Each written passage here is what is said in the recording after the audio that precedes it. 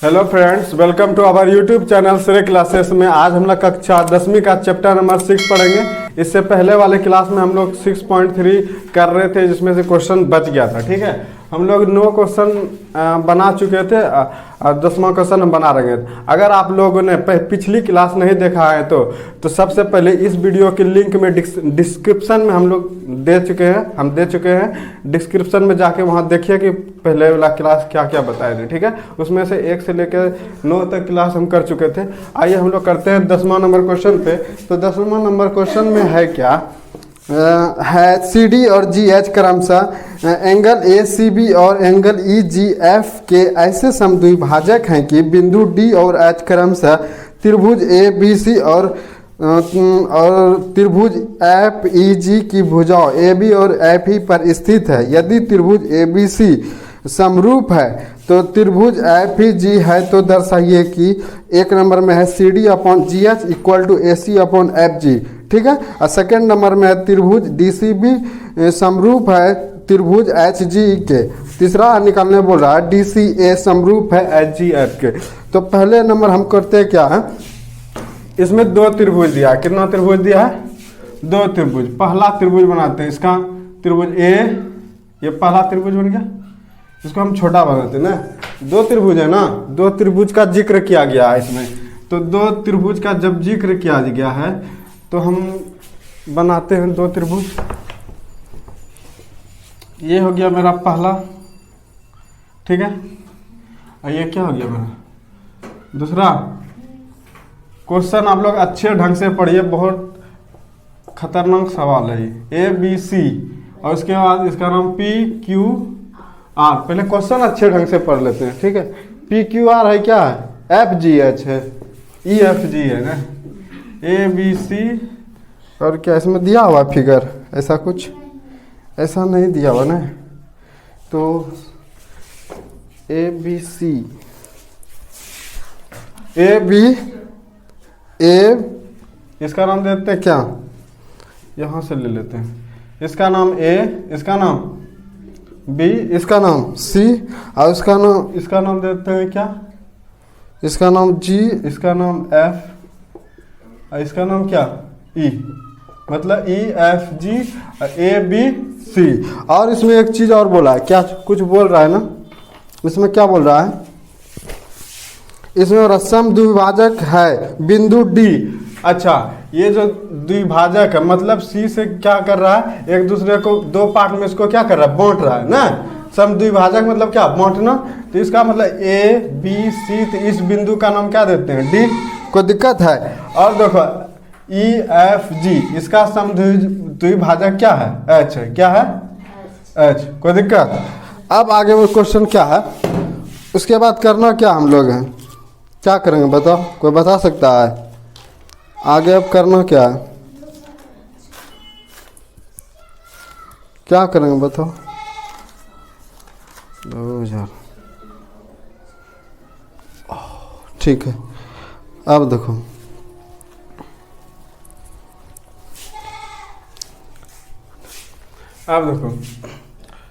जब त्रिभुज को 2 भागों में क्या कर रहा है, बांट रहा है।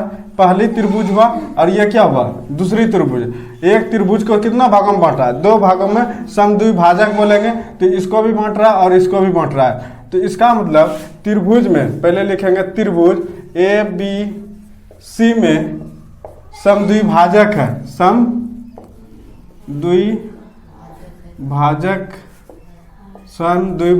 है। कौन है? सी डी है। कौन है? C D. त्रिभुज एबीसी में समद्विभाजक है कौन? C D. कौन है? सी डी है। तथा त्रिभुज ई एफ जी में, किसमें, ई एफ जी में जी एच क्या है, एक समद्विभाजक है ना। समद्विभाजक मतलब क्या, बांट देना। एक त्रिभुज को कितने भागों में, 2 भागों में ना, समद्विभाजक। कोई दिक्कत? उसके बाद क्या करना है, जब बांट रहा है तो हम लोग लिखेंगे क्या, सी डी बटे लिख सकते हैं क्या, बताओ। सी डी बटे क्या लिख सकते हैं, जी एच। क्या लिखेंगे, देखो सी डी बांट रहा है, ए बी सी में कौन बांट रहा है, सी डी बांट रहा है। ई एफ जी में कौन बांट रहा है, जी एच बांट रहा है। तो सी डी अपॉन क्या लिख सकते हैं, जी एच। कोई दिक्कत? और उसके बाद क्या लिखेंगे बताओ? अब बराबर ये जो AC है, ये AC है ना, ये इसके समांतर है, संगत भुजा है ना, तो AC बांट रहा है किसको? GF को, यही ना GF, तो क्या लिखेंगे? AC बांट रहा है किसको? GF को, ठीक है। अब त्रिभुज ABC में लेते हैं। अब त्रिभुज किस में लेते हैं?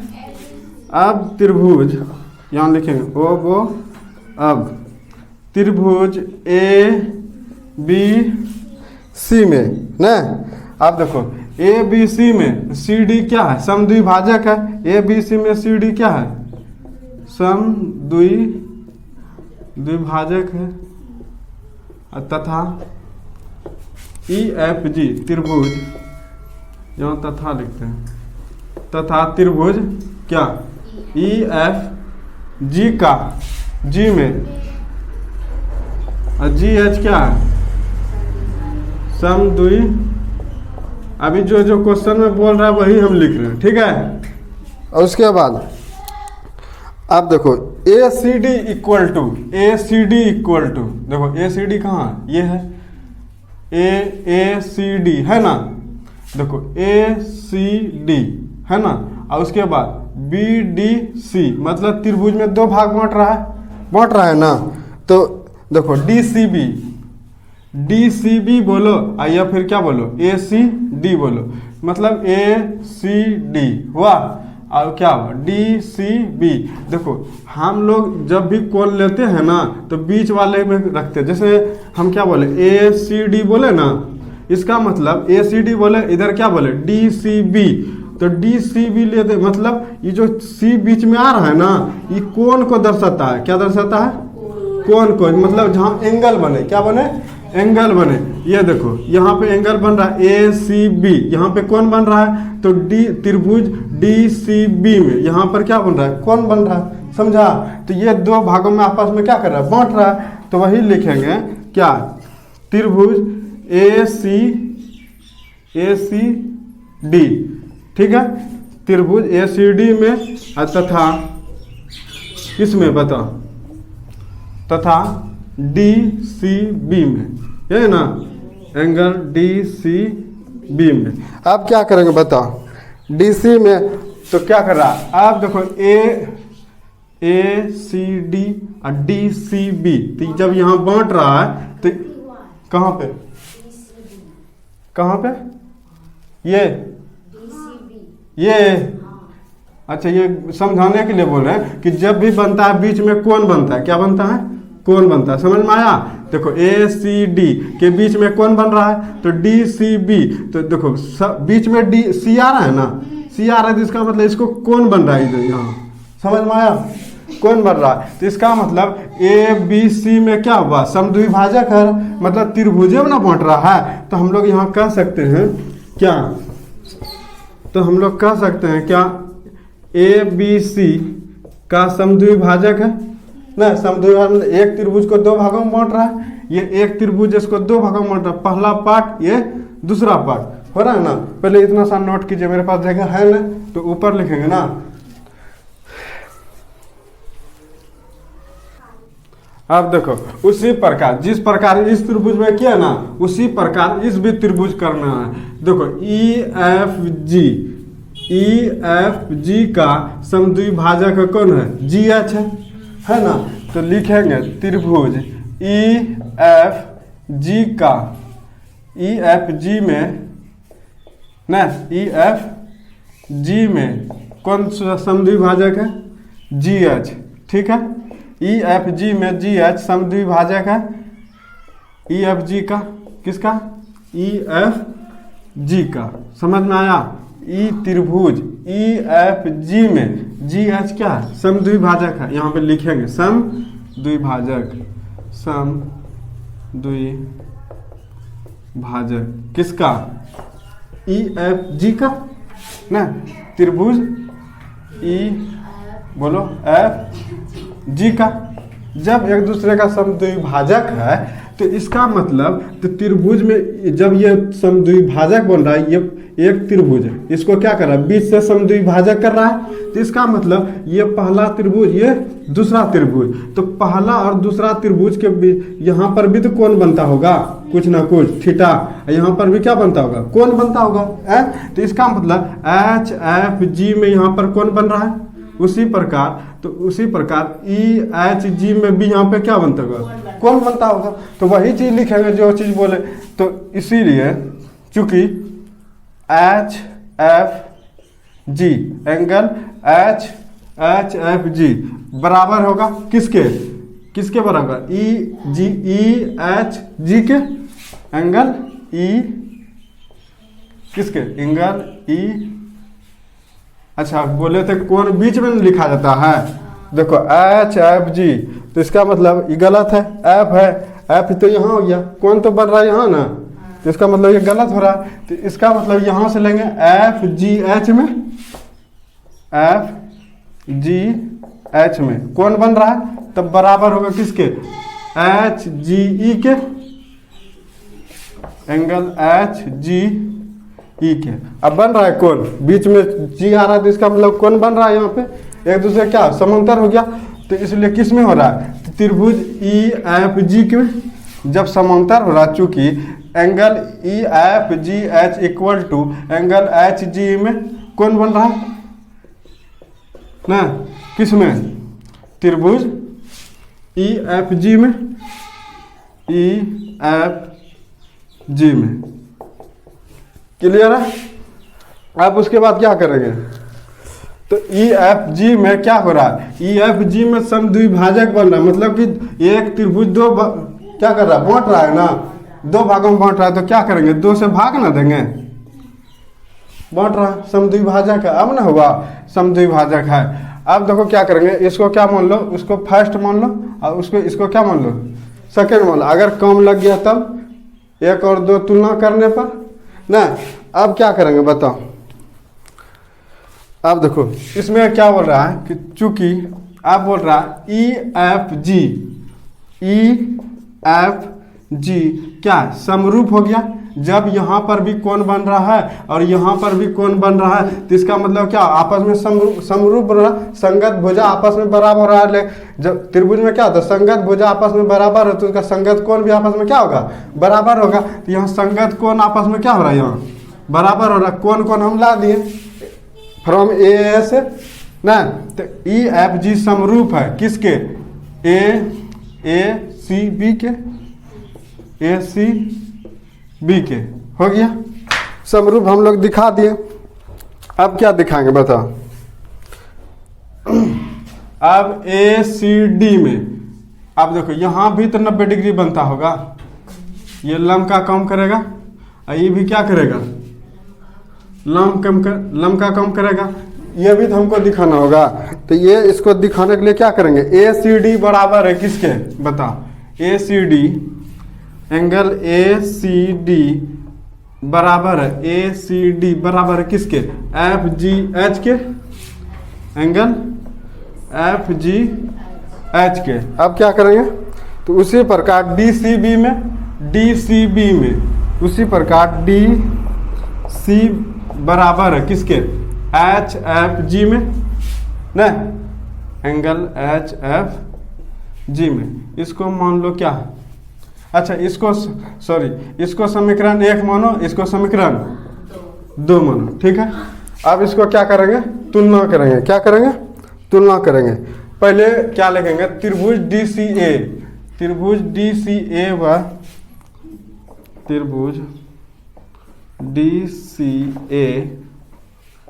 ए में और किस में, डी सी ए में, उसी प्रकार एच जी एफ में, ठीक है।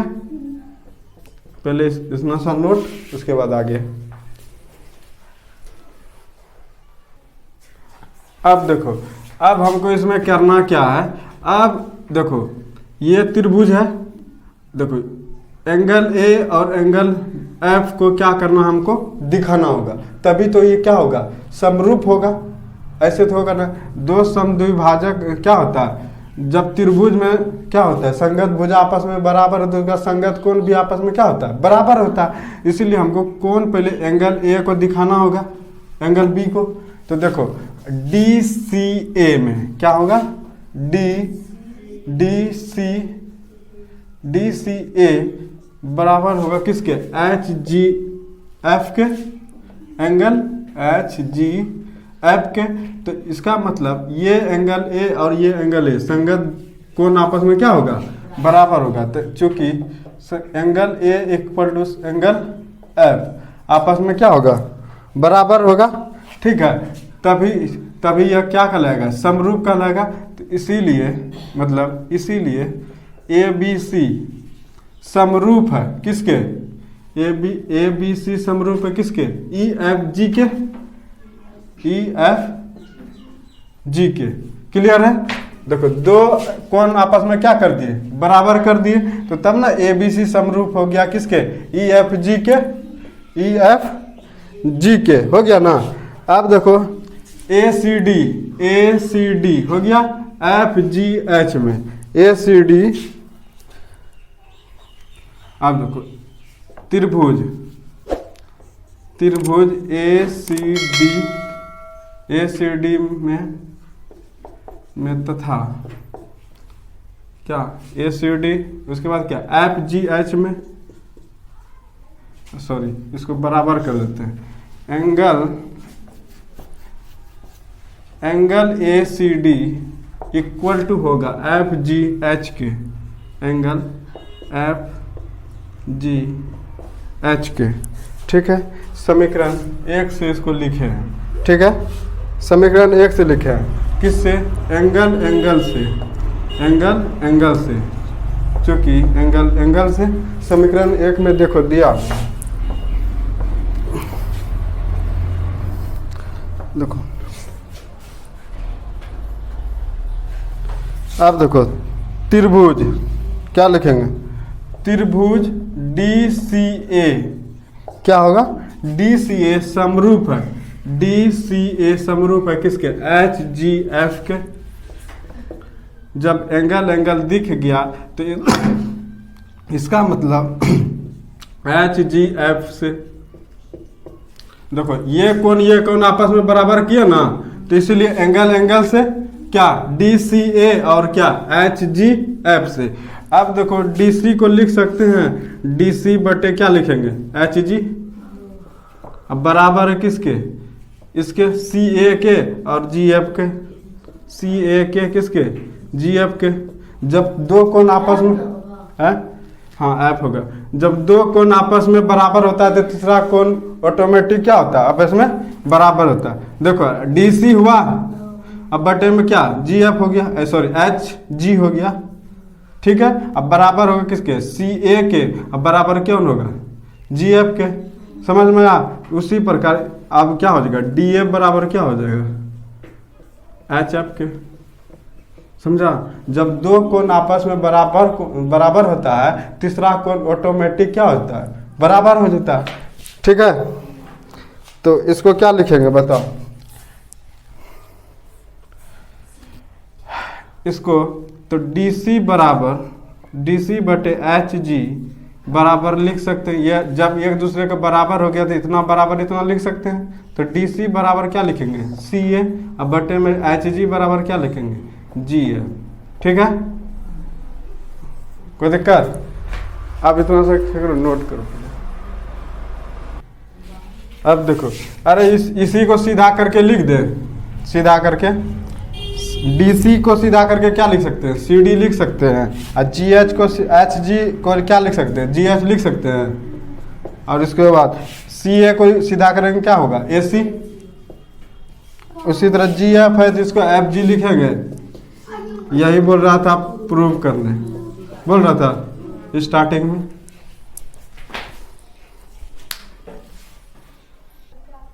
आप देखो 3 नंबर, ये 10 का 2 है, ठीक है। 3 ऑलरेडी हम प्रूव कर चुके हैं। अब देख लीजिए, अब देखो जैसे त्रिभुज अब लेते हैं बी डी सी में, क्या लेते हैं, बी डी सी में, त्रिभुज बी डी सी में, ठीक है, तथा ई EHG में, EHG में। अब देखो B, देखो सॉरी इसको DBC लेते हैं हम, इसको एंगल बनाना चाहते हैं, ठीक है, और इसको भी क्या बनना चाहते हैं, एंगल बनाना चाहते हैं। तो एंगल जब भी रहता है कहाँ रहता है, बीच में, तो इसका मतलब त्रिभुज DBC तथा DBC में तथा HEG में, ठीक है, त्रिभुज। अब देखो यहाँ DBC में ये वाला एंगल, और देखो HEG में ये एंगल आपस में क्या हो रहा है, समान हो रहा है। तो इसलिए हम लोग कह सकते हैं एंगल B इक्वल टू क्या, एंगल E, ठीक है। जब angle B equal to angle E हो जाएगा, ये क्या हो जाएगा, एंगल हो जाएगा, एक दूसरे के समान हो जाएगा। तो हम लोग कह सकते हैं कि BDCB क्या होगा, ये G है ना, C है, अब देखो BCD में एंगल बन रहा है ये, उसी प्रकार EGH में एंगल क्या बन रहा है, ये बन रहा है। तो इसका मतलब एंगल C इक्वल टू हो रहा है एंगल G। तो हम लोग कह सकते हैं कि त्रिभुज ABC समरूप है किसके, EFG के, ठीक है। अतः यहाँ लिख देंगे, अतः तो ये क्या हो गया, प्रूफ हो गया हमारा, छोटा सा था, ठीक है।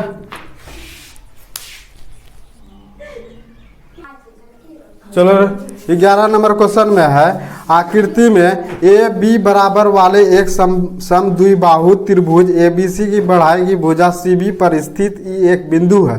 यदि AD क्या है, लंब है BC पर, और EF लंब है AC है, तो सिद्ध कीजिए कि त्रिभुज ABD समरूप है त्रिभुज BECF को। क्वेश्चन ध्यान से पढ़िए, ठीक है। क्वेश्चन में बोल रहा है त्रिभुज ABC, पहले त्रिभुज बनाते हैं, ठीक है। यह त्रिभुज A, ये हो गया B, ये हो गया C, क्लियर है।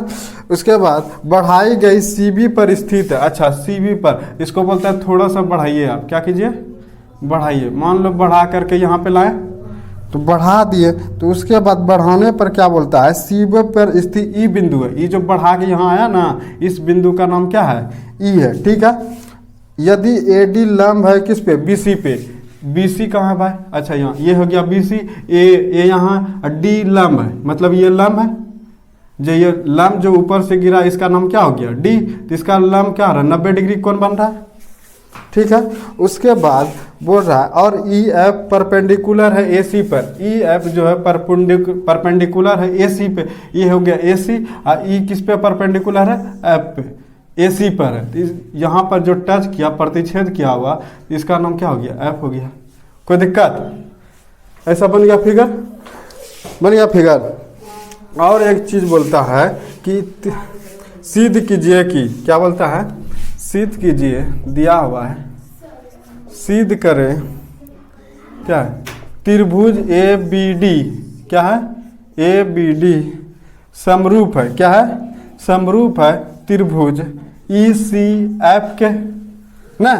उसके बाद दिया है AB बराबर, और क्या है, AB बराबर क्या है, AB बराबर क्या है, AC, ये दिया हुआ, मतलब ये जो AB है ना, ये जो AB है, ये बराबर है किसके, AC के बराबर है, समझा, ये दिया है, ठीक है, ये क्या है, दिया है। और क्या दिया बताओ, अब देखो EF परपेंडिकुलर है, देखो EF परपेंडिकुलर है, E और F परपेंडिकुलर है किस पे, बताओ, EF किस पे लंब है, परपेंडिकुलर का कहने का मतलब क्या, लंब, परपेंडिकुलर किस पे है, AC पे है, तो लिख देंगे AC ना, वह। और उसके बाद AD परपेंडिकुलर है किस पे, BC पे, AD परपेंडिकुलर है किस पे, BC पे, या फिर EC भी लिख सकते हैं ना, क्या कि इसको बढ़ाया गया है ना, तो बढ़ाया गया तो EC भी बोल सकते हैं, तो लेकिन हम AD परपेंडिकुलर किस पे, BC पे, इसीलिए क्या होगा, अच्छा बढ़ाया गया तो समांतर चतुर्भुज में होता है नहीं, ये चीज गलत है, ठीक है। ये इसी के बराबर नहीं होगा, ये परपेंडिकुलर किस पे है, BC पे है। क्लियर है, कोई दिक्कत इतना सा में। आप देखो त्रिभुज ADB में, त्रिभुज कहाँ ADB, ये हो गया त्रिभुज ADB में, तो लिखेंगे त्रिभुज ADB में, ठीक है, ADB में। और क्या लिखेंगे, EFC कहाँ मेरा, EFC। अच्छा देखो बताओ, ये जो लंब जो गिरा ये 90 डिग्री कौन बना, जब E जो है इस पे AC पर जब परपेंडिकुलर हुआ, EF ये जो सीधी रेखा है, ये जो लंब गया ये भी तो 90 डिग्री बना रहा है मेरा AC पर, ये बना रहा है। इसका मतलब ADB में क्या बन रहा है, लंब बना रहा है। ADB कहाँ है, ADB में, इसका मतलब ADB में AD लंब है, ADB में क्या है, AD क्या है, लंब है। लंब कहने का मतलब क्या, 90 डिग्री ना। उसी तरह EF लंब है किस पे, त्रिभुज, क्या लिखेंगे बताओ, त्रिभुज EFC ना, त्रिभुज EFC में क्या लंब है, EF लंब है, EF क्या है, लंब है, जो कि 90 डिग्री बनाएगा। कोई दिक्कत, कोई दिक्कत न समझ में आ रहा। अरे समझो, त्रिभुज बोला सिद्ध करने के लिए बोल रहा है, त्रिभुज ABD एक क्या है, समरूप है किसके, त्रिभुज ECF के। तो ECF कहाँ, ECF के, ये समरूप है किसके, ABD के, ये वाला ABD के। और बोलता है AB समांतर है किसके, AC के, ठीक है। उसके बाद बोलता है B को थोड़ा आगे की ओर बढ़ाया जाए, जो कि एक बिंदु है E, ठीक है। EF परपेंडिकुलर है किस पे, AC पे, तो EF परपेंडिकुलर है AC पे। तो AD परपेंडिकुलर है, परपेंडिकुलर कहने का मतलब क्या, लंब। तो AD लंब है किस पे, AD लंब है किस पे, BC पे, BC पे है।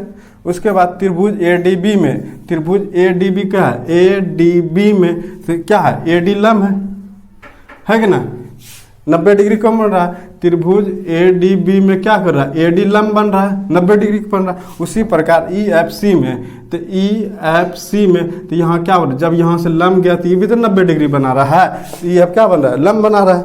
हो गया। अब देखो इसको बोल दो क्या, समीकरण 1 किसको बोलेगा, अब क्या करें, इसको समीकरण 1 बोल दो, इसको समीकरण 2 बोल दो, कोई दिक्कत। अब आगे क्या करेंगे, त्रिभुज ABD व त्रिभुज ABD व, अब त्रिभुज क्या लेंगे, ABD कहाँ है मेरा, ये ABD व है, ये त्रिभुज हो गया, ABD हो गया। त्रिभुज ABD लेंगे और क्या लेंगे, त्रिभुज ACD, मतलब ये त्रिभुज और ये त्रिभुज ना, तो क्या लेंगे, ए त्रिभुज ACD में, ठीक है।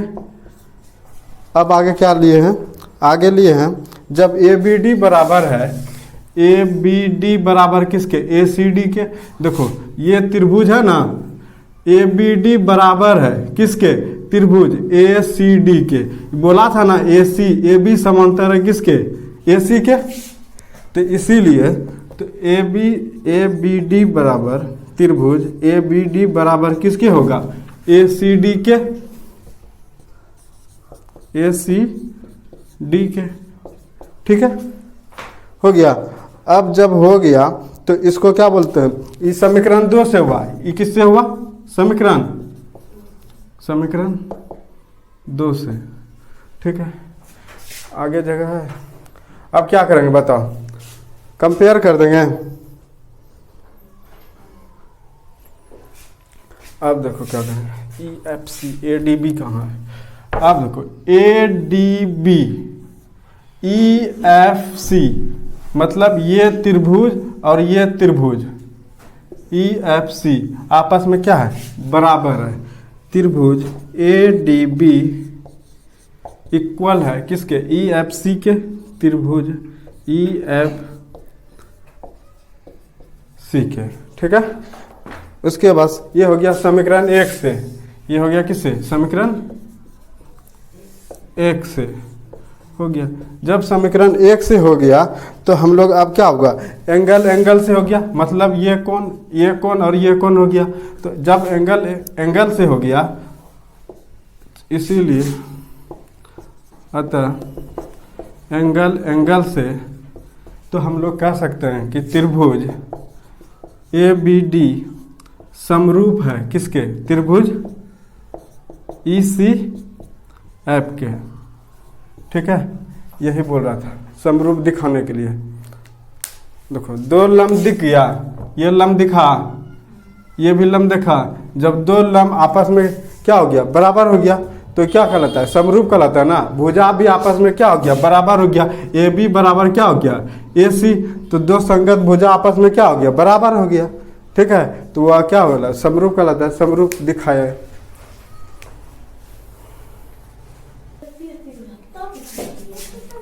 अब 12 नंबर क्वेश्चन में एक त्रिभुज ABC की भुजा AB और BC का मध्य का AD एक अन्य त्रिभुज PQR की क्रमशः भुजाओं PQ और QR तथा मध्य का PM के समानुपाती है, तो दर्शाइए कि त्रिभुज ABC समरूप है त्रिभुज PQR के, ठीक है। उसके बाद देखो बोल रहा है त्रिभुज ABC,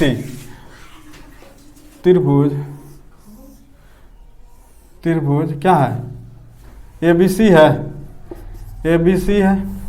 उसके बाद AB और AC का मध्य का है, AB और AC का मध्य का AD, मतलब ये मध्य का है ना, ED जो है क्या है, मध्य का है AD का, ठीक है। उसके बाद अन्य त्रिभुज, एगो दूसरा अन्य मतलब क्या, दूसरा अन्य मतलब क्या होता है, दूसरा। तो जिसका इसका नाम है P, इसका नाम है Q, इसका नाम है R। आगे पढ़ते हैं। उसके बाद क्या है भाई, कहाँ है 12 नंबर, हाँ।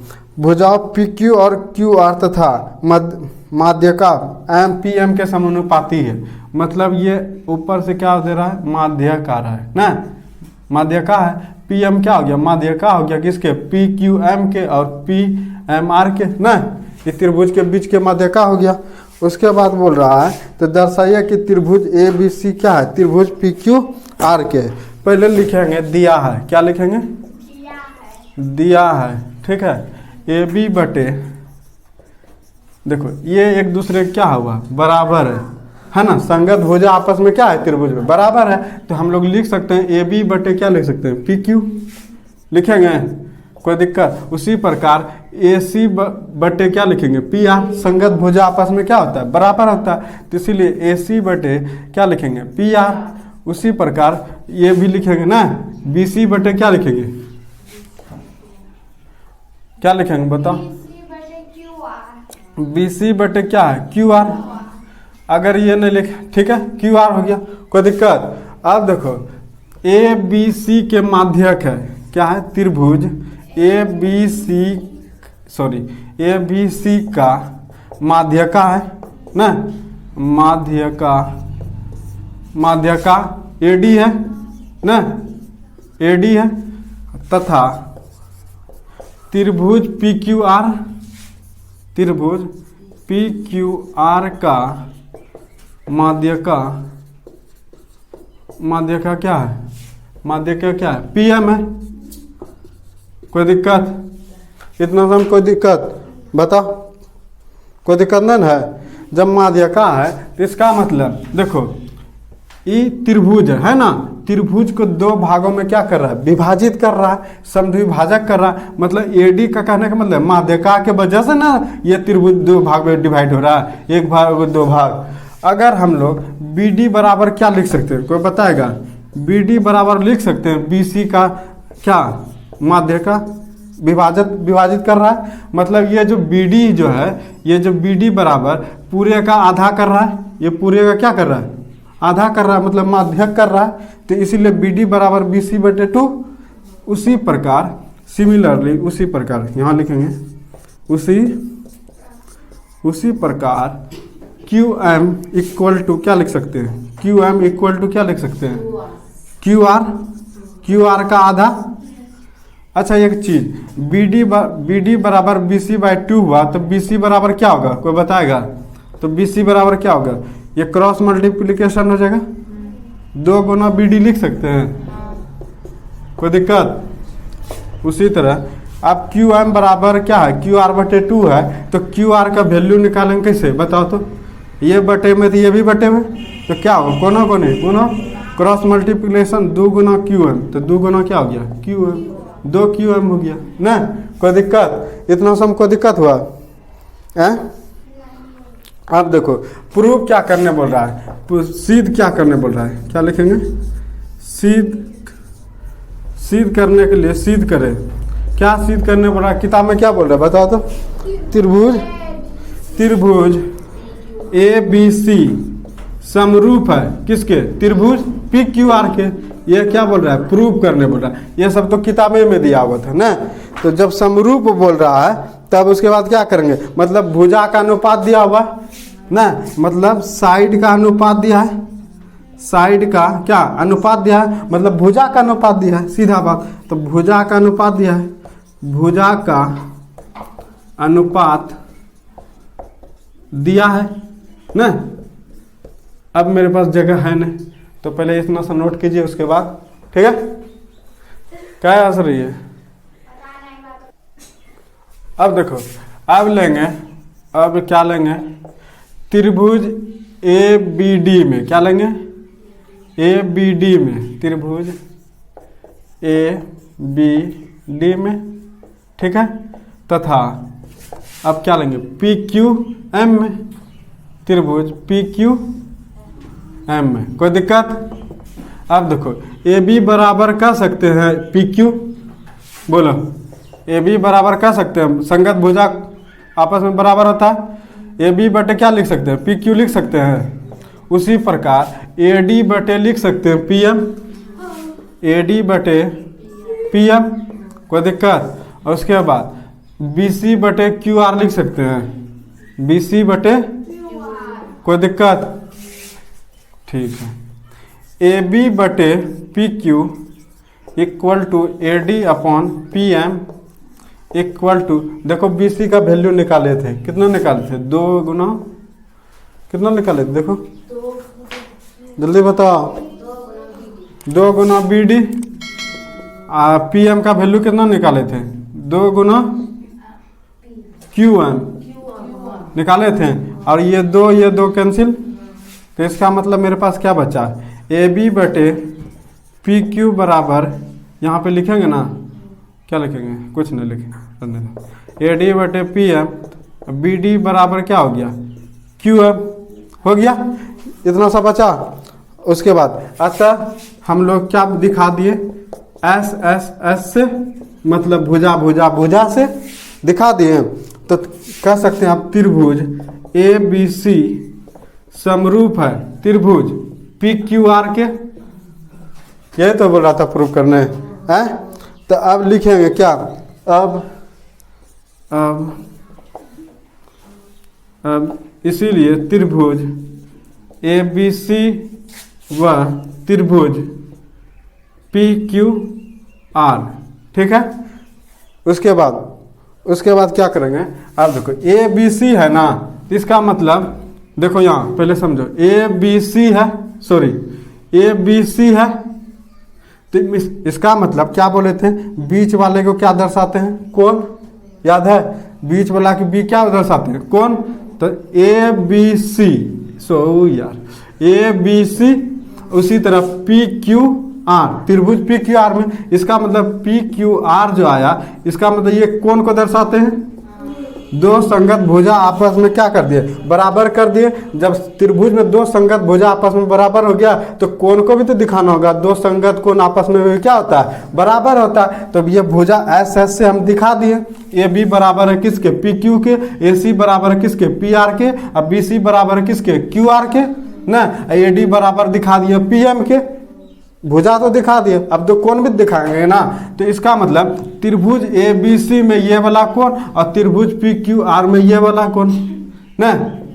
तो इसका मतलब क्या हो गया, इसका मतलब हो गया, यहाँ पे लिखते हैं, इसका मतलब यही हुआ कि angle B equal to angle Q लिख सकते हैं ना।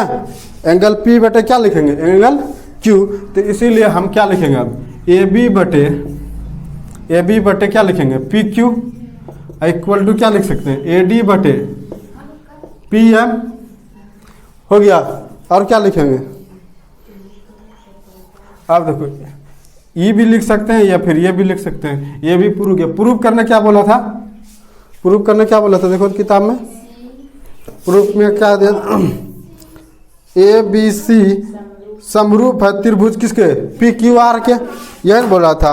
ए बी बटे पी क्यू लिखें, उसके बाद क्या लिखें, बी सी बटे क्यू आर होगा, क्या होगा, बी सी बटे, जैसे ए बी बटे क्या लिखें, पी क्यू, ये दोनों आपस में क्या हो गया, बराबर हो गया। उसी प्रकार बी सी बटे क्या लिखेंगे, क्यू आर, ये वाला और ये वाला ना क्या हो गया, आपस में बराबर हो गया। तो इसका मतलब क्या हो गया, प्रूव हो गया, ये ना हो गया समीकरण। तब हम लोग लिखेंगे अतः एंगल एस एंगल मतलब कोण, भुजा कोण से, तो लिखेंगे अतः क्या बोल रहा था, त्रिभुज ए बी सी समरूप है किसके, त्रिभुज पी क्यू आर के। हो गया प्रूव, हो गया। यहाँ से उतारना है, यहाँ से ऐसे, ठीक है, नोट कीजिए। उसके बाद मिलते हैं 13 क्वेश्चन में। अब 13 नंबर क्वेश्चन में है, क्या है भाई, 13 नंबर क्वेश्चन में एक त्रिभुज ए बी सी की भुजा बी सी पर एक बिंदु डी इस प्रकार स्थित है कि angle A D C equal to angle B A C, तो सिद्ध करें C A square equal to क्या है, C B into C D है। तो पहले first of all we will take triangle ना, कर दिया ड्रॉ, ए बी सी कहाँ गई थी, नहीं, ए बी सी पर एक बिंदु, बी सी पर एक बिंदु है, अच्छा एक बी सी पर एक बिंदु, ये हो गया बी सी एक बिंदु है। डी इस प्रकार स्थित है कि ए डी सी बराबर है, क्या है, ए डी सी यहाँ पर दिया है, तो इसका मतलब डी जब बिंदु होगा ये लंब होगा, इसके मतलब ना, तभी तो है, लंब ही होगा ना। हाँ, उसके बाद क्या है, ए डी दिया है, एंगल क्या दिया है, A D C equal to क्या है भाई, angle B A C, sorry B A C, एक दूसरे क्या है, बराबर। कहने का मतलब ए डी सी कहाँ है भाई, ए डी सी और बी ए सी मतलब ये बड़ा वाला त्रिभुज और ये क्या, छोटा वाला त्रिभुज दिया है, एक दूसरे के इक्वल है मतलब बराबर है। तो बोलता है सिद्ध कीजिए, क्या बोलता है, सिद्ध करें, क्या करने बोल रहा है, C A square equal to C B into क्या है, डी है, यही ना क्वेश्चन है।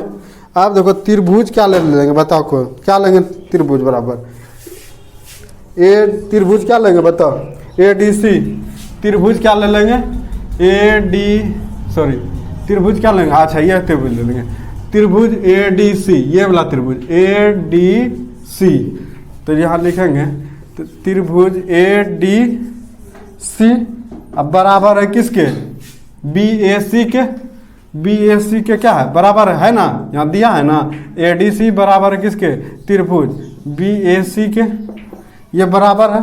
उसके बाद क्या है, जब सी डी ए लेंगे, सी डी ए लेंगे, सी डी ए त्रिभुज क्या है, सी डी ए व सी ए बी, तो सी ए बी पहले लिए सी डी ए, अब लेंगे सी ए बी, ठीक, सी ए बी ले लिए।